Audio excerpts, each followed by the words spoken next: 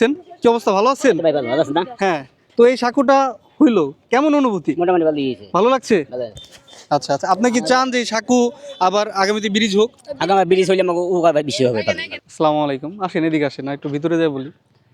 তো এই মুহূর্তে আমি যেখানে দাঁড়িয়ে রয়েছি এটা উত্তর আলমনগরের সেতু নামে পরিচিত, আলমনগর সেতু। এক বছর আগেও এখানকার মানুষ খুবই কষ্টে এই রাস্তা পার হতো। এটা তো রাস্তাই ছিল না, একেবারে এক বাঁশের যে সাঁকো বা সেতু সেটি দিয়ে পার হতো। তাদের যাতায়াতেও খুবই প্রচুর সমস্যা ছিল। বর্ষা হলে তো এখান দিয়ে যাতায়াতে প্রচুর সমস্যা হতো। আমরা কয়েক বছর পূর্বে যেটা দেখেছি সেটা হলো এখানে যখন বর্ষা আসে, সেই বর্ষার মৌসুমে যে কাহিনীটা হয়, এখানে একই পরিবারের দুইজন সন্তান মৃত্যুবরণ করে, একজন ভাই একজন বোন। তারা এপার থেকে এপারে আমরা যেই নদী পারাপারের জন্য নৌকা ব্যবহার করতাম, সেই নৌকা না, তারা তাফালে করে এই নদী পার হচ্ছিল।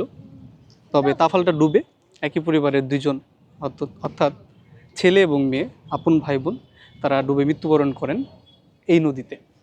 তো সময়ের পরিক্রমায় আমাদের আলমগীর কবির, যিনি জনতার নেতা, সেই আলমগীর কবিরের সৌজন্যে আজকে এখানে একটা সাঁকো তৈরি হয়েছে।